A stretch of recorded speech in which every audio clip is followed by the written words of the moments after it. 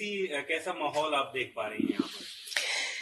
भैया अक्सर राजनीति में हम लोग प्रचार कहते हैं, लेकिन पहली बार लग रहा है कि प्रचार की जरूरत भी नहीं है यहाँ पर। बस बैठिए इकट्ठा, मोदी भाई के बारे में बात करिए और लोग आपसे जुड़ जाते हैं, या लोग इंतजार करते हैं कि आए अलग अलग लोग राज्यों से और हम अपने मोदी भाई के बारे में बात करें, काशी के बारे में बात करें। ये है यहाँ का माहौल, तो बहुत ही बढ़िया है, बहुत ही शुभ माहौल है यहाँ पर।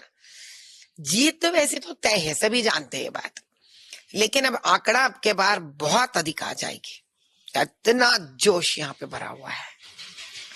बीजेपी टारगेट कर रही है कि प्रधानमंत्री जी के जो जीत का मार्जिन है वो इस बार 10 लाख के पार जाएगा, बड़ा मार्जिन एक चाह रहे हैं, हो जाएगा। लेकिन कल अखिलेश यादव यहाँ पर थे, वो ये कह रहे हैं कि पहले वो कह रहे थे कि एक सीट जो बनारस की है वो बीजेपी जीतेगी, वो कह रहे हैं मुझे प्रधानमंत्री जी भी हारते दिख रहे हैं। कैसे आप उनकी इस बात? सपना देख रहे हैं, खुद का बना हुआ सपना देख रहे हैं, सपने में रहने दीजिए।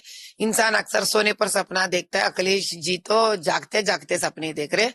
जो सपने जागते देखते हैं वो सफल नहीं होते हैं, उनको ये जानना पड़ेगा। ओवैसी साहब भी प्रचार कर रहे हैं, कल बनारस में थे, यहाँ से उन्होंने कहा कि मुस्लिमों की हालत यहूदियों की तरह हो गई हमारे देश में, इस तरीके की बातें वो कर रहे हैं। कैसे आप उसको?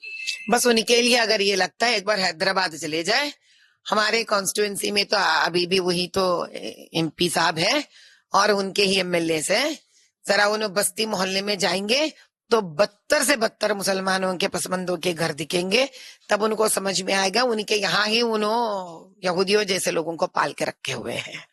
तो शायद यहाँ आते हैं हैदराबाद भूल गए असदुद्दीन जी, तो अगर एक बार याद दिलाना है तो हम फोटोज भिजा देंगे, उनको याद आ जाएगा हैदराबाद कैसा है, किस यहूदी में हमारे मुसलमान भाई बहनें जी रहे, तो एक बार देख लेंगे तो शायद फिर ये नहीं कह पाएंगे।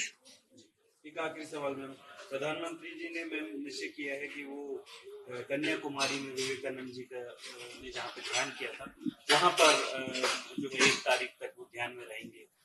कैसे आप देखते हैं? वो विवेकानंद जी से बहुत प्रभावित हैं प्रधानमंत्री। प्रधानमंत्री जी का जीवन एक सामान्य सर्वसाधारण जीवन के साथ साथ एक आध्यात्मिक जीवन भी रह चुका है उनका। हम सब जानते हैं वो जप और पूजा पाठ, यानी पूजा पाठ के जैसा नहीं, वो एक अंतर्गत ही भगवान का ध्यान भी करते हैं और बड़ी सात्विक जीवन को अपने जीवन में एक भाग बना के आगे बढ़े हुए हैं।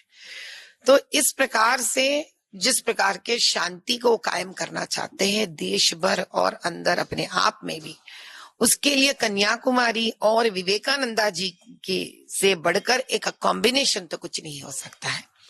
इसी से पता चलता है वो किस प्रकार के एक शांति को कायम करने वाले और चाहने वाले एक व्यक्ति है। ऐसे व्यक्ति को ही प्रधानमंत्री बार बार इस देश को चुनना चाहिए। मैम 400 पार का नारा चल रहा है, आपकी सीट की चर्चा पूरे देश में रही, भले वो इलेक्शन आप हैदराबाद में लड़ रही थी लेकिन पूरे देश में उसकी चर्चा हो रही है। 400 पार में एक सीट हैदराबाद की भी हम गिन लीजिए, थोड़ी देर होगा लेकिन गिन लीजिए, हम लेकर आकर ही रहेंगे, हम जीत जाएंगे। अगर इधर उधर हुआ तो कोर्ट तक जाकर हम इस मुद्दे को जीत सही न्याय से लेकर ही आएंगे और 400 पार भी करा देंगे। हम हैदराबाद हमारी है और न्याय का है, जीत कर रहेंगे। असलैन तोली Velugu. Follow WhatsApp @Toli Velugu Official.